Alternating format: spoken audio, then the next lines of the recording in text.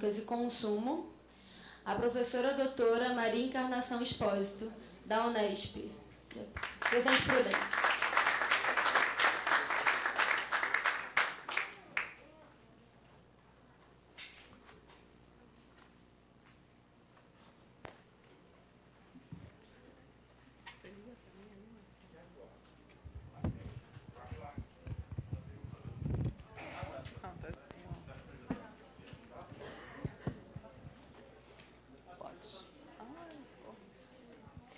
Bom dia a todos. Eu estou super contente de estar aqui. Claro, eu devo todos os meus agradecimentos aos organizadores desse simpósio, que já na primeira versão tinham gentilmente feito o convite para que eu participasse, mas naquela ocasião estava ocorrendo na mesma semana a Ampur de Brasília e eu não pude aceitar, então é um prazer redobrado essa segunda oportunidade. E antes ainda de começar propriamente a exposição, queria também publicamente pedir desculpas a todos que se apresentaram no primeiro dia e na manhã de ontem, porque eu não pude, e fui eu que perdi com certeza, assisti-los, mas acho que vários de vocês acompanharam pela imprensa que as universidades paulistas fizeram uma longa greve de 4 meses, e eu não pude me furtar as aulas da segunda-feira, que eram 8, e então, por isso, só ontem, após o almoço, eu pude compartilhar com vocês todos os debates que estão ocorrendo aqui, que são muito interessantes. Bom, o tema que me foi sugerido, que me foi proposto, metropolização do espaço, cidades médias, lógicas econômicas e consumo, tem na segunda parte do tema, cidades médias, lógicas econômicas e consumo, praticamente o título da pesquisa sobre a qual eu me debruço atualmente, o que me deixou numa posição extremamente confortável. Quer dizer, poder falar sobre a pesquisa que eu estou realizando. Mas, por outro lado, a primeira parte do título, Metropolização do Espaço, coloca um enorme desafio, que seria, talvez, a ideia ou a proposta de que eu pudesse responder se realmente essas transformações que estão ocorrendo nas cidades que eu estudo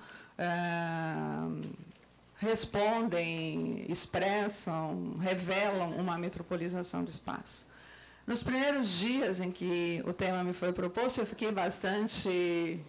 instigada, preocupada, e, num primeiro momento, eu acho que até resistente à ideia de trabalhar este tema. Mas depois, é claro, a gente, no geral, gosta muito de desafios, essa a principal característica do pesquisador, e vamos lá. Eu acho que eu não vou, até o final da exposição, responder propriamente essa questão, mas vou procurar, com algum esforço que eu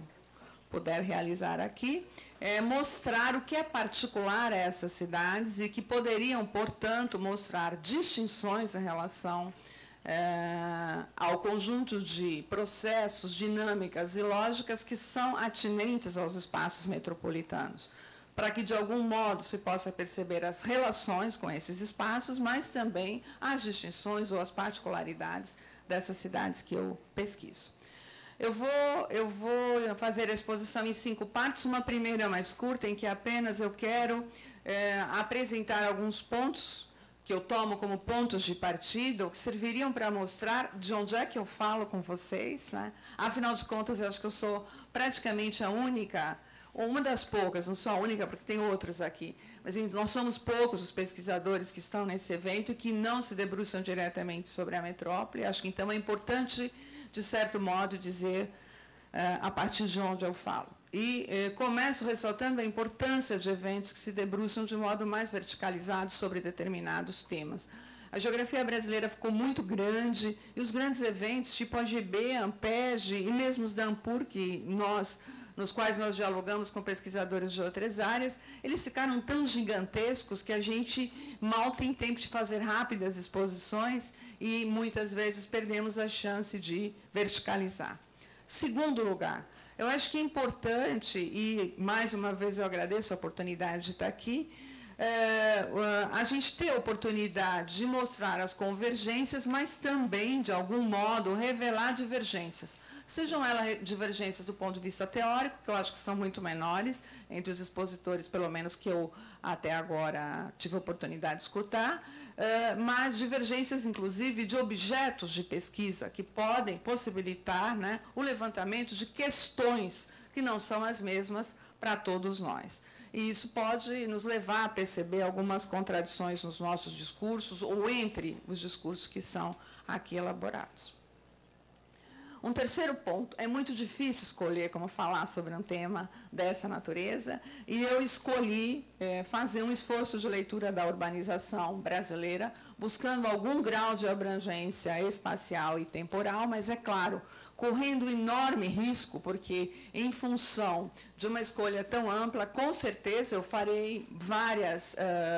por várias passagens da minha fala, é bastante provável que eu chegue até a ser superficial. Eu já peço desculpa de antemão, quer dizer, não tenho uma pretensão de atingir com qualidade, vencer com qualidade o desafio, mas quero, de qualquer maneira, colocar numa perspectiva um pouco mais ampla. E, por último, é claro, o último ponto ele tem a ver com esse terceiro, que é o fato de que, trabalhando num grupo de pesquisa que se debruça sobre o Estado de São Paulo, sobretudo, né? Aquilo que no Estado de São Paulo erradamente se chama de interior paulista, mas, enfim, não vou entrar nesse debate, mas, sobretudo, pelo fato de trabalhar com a rede de pesquisadores sobre cidades médias. Então, eu sempre tenho que agradecer ao Gaspar e à Recime a oportunidade de participar desses dois coletivos, que é o que me possibilita, às vezes, levantar questões um pouco mais abrangentes, sem chegar, naturalmente, a respondê-las. A segunda parte da minha exposição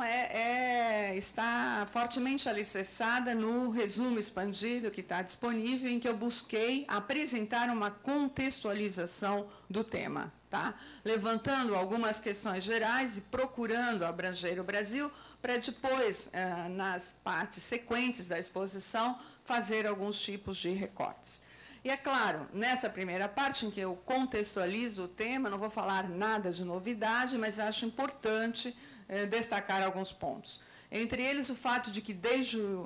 a década de 1970, quando nós temos os primeiros sinais do esgotamento do fordismo, nós estamos observando um conjunto de mudanças muito grandes que devem ser vistas, a meu ver, sempre em múltiplas escalas, tanto nas escalas dos sistemas e redes urbanas, como nas escalas dos espaços urbanos. E essa preocupação de articular escalas geográficas vem, em grande medida, do próprio fato de que eu não trabalho sobre os espaços metropolitanos, que são espaços extremamente complexos, de comando, onde grande parte das dinâmicas e processos já são suficientes para compreender uma totalidade mais complexa. Olhando a realidade urbana a partir de outro ponto de vista, que são cidades menores e menos importantes, eu me vejo sempre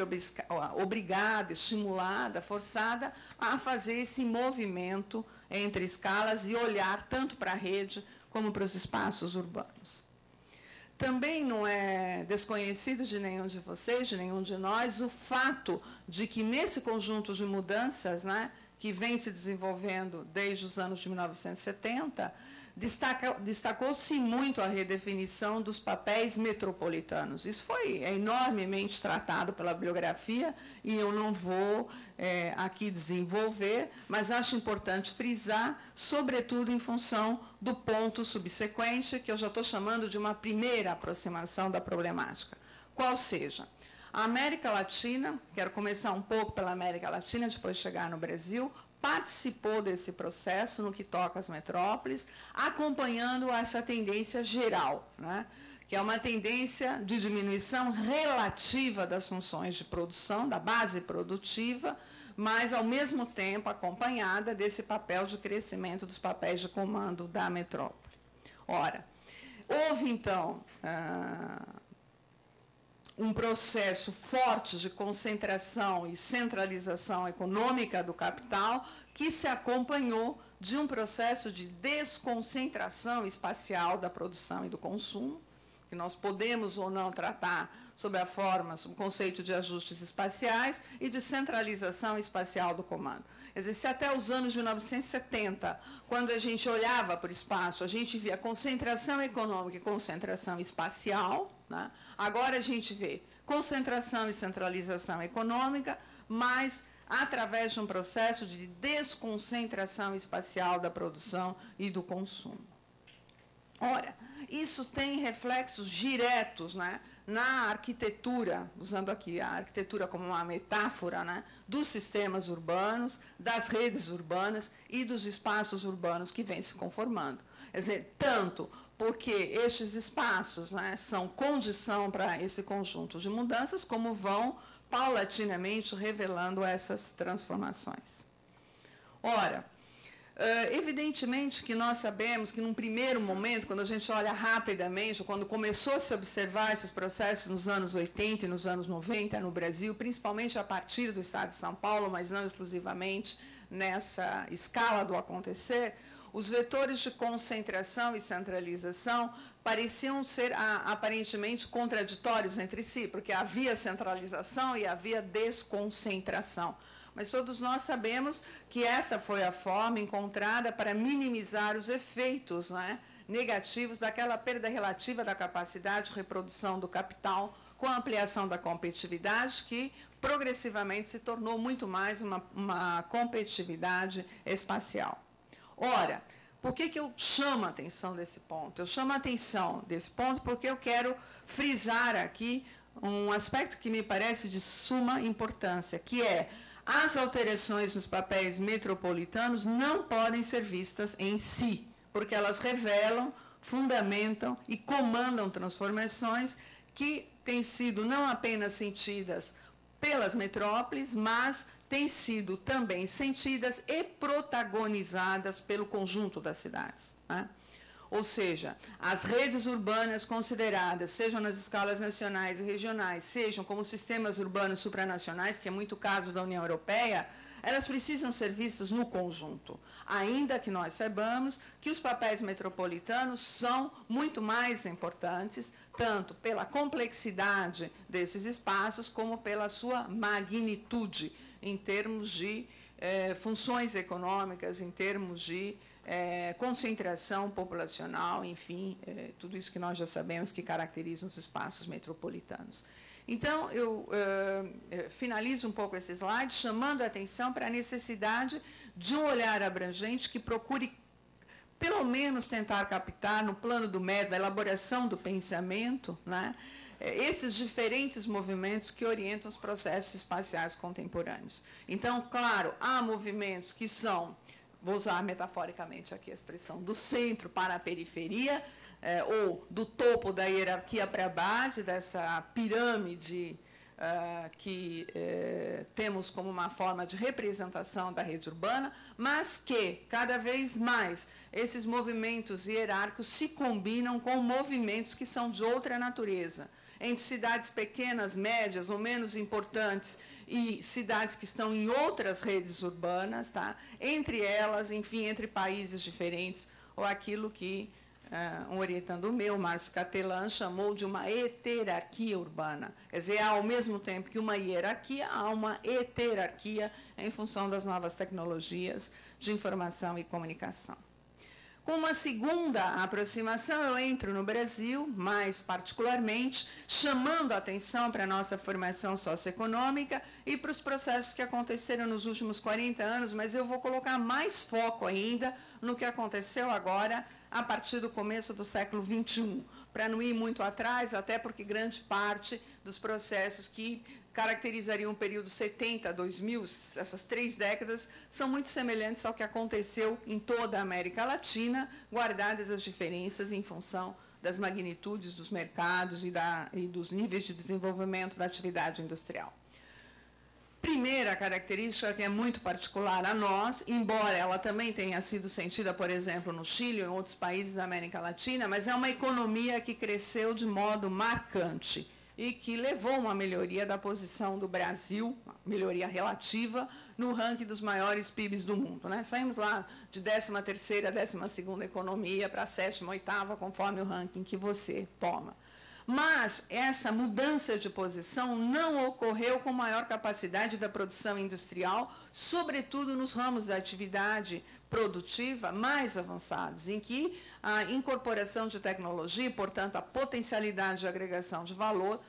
seja maior. Muito ao contrário, essa evolução econômica recente, ela tem uma relação muito importante com a ampliação do chamado agronegócios, né, com o aumento da extração mineral, da beneficiamento, a produção de energia, enfim, aquilo que eu chamo, brincando um pouco, mas um pouco também de verdade, do Brasil do fundão, né? Do Brasil que não é o Brasil da faixa litorânea, é esse Brasil que se ocupa em larga escala em função de um uso novo do território, uma incorporação muito mais profunda do território brasileiro às dinâmicas capitalistas de produção. Ora, no plano das cidades, eu gostaria também de chegar na escala do espaço urbano, não é insignificante, muito ao contrário, é bastante importante, né? A riqueza material gerada tanto em número de empregos como na capacidade geral de produção em função da grande frente de expansão gerada no mercado imobiliário. Já foi até tratado isso aqui, eu não vou dar as informações, mas todos nós sabemos que seja por políticas de Estado, né, tipo PAC, ou tipo Minha Casa Minha Vida, e como uma forma de compensação com o mercado interno para se fazer frente ao conjunto de crises, né, que são sentidas na escala internacional desde a segunda metade da primeira década deste século, nós, de certo modo, tivemos no espaço urbano uma frente de compensação muito grande. Ela abarca não apenas a habitação para todos os segmentos de renda, desde esses que são os de base, promovidos mais recentemente de forma incisiva pela Minha Casa Minha Vida, mais para os segmentos de médio e alto poder aquisitivo, mas eu quero chamar a atenção para um fato, ela inclui cada vez mais os espaços de consumo e lazer como produtos imobiliários. Na maior parte das cidades brasileiras, o centro deixou de ser deixou de ser o resultado de uma história de escolhas espaciais para ser planejado como um produto imobiliário através de mega espaços, né, hipermercados, grandes complexos comerciais e de serviços, shopping centers, centros de lazer e eventos, que são centralidades planejadas a priori, pensadas muito mais como produtos imobiliários do que efetivamente como um resultado de um conjunto de escolhas que se acumula no decorrer de um tempo. E essa é uma diferença estrutural no processo de produção do espaço urbano. Não é à toa que até os anos de 1970, 80, bom, é sempre difícil esses parâmetros, porque isso não aconteceu ao mesmo tempo em todas as cidades brasileiras e nem do mundo todo, mas, enfim, as escolhas eram feitas pelas empresas comerciais. E agora as escolhas espaciais são feitas pelos incorporadores imobiliários, cujos capitais estão diretamente envolvidos na produção desses espaços. Ora, também não é insignificante, muito ao contrário, ainda tentando caracterizar o Brasil nessa última década, o aumento do poder aquisitivo com uma diminuição relativa, não ainda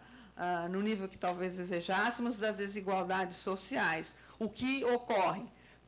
tanto pelo enriquecimento dos mais ricos, esse é o grande paradoxo, como por uma melhoria, né, da capacidade de compra, né, dos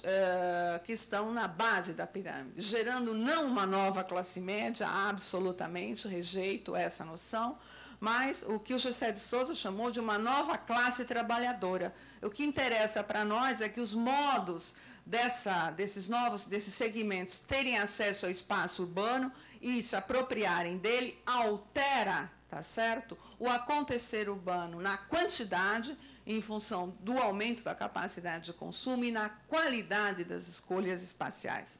Quer dizer, não é simplesmente porque mais gente está no mercado de consumo, é porque esses segmentos que entram no mercado de consumo habitam em parcelas do espaço urbano que antes estavam talvez menos integradas aos grandes pontos de consumo e que passam a se deslocar nas cidades, está certo? Para, enfim,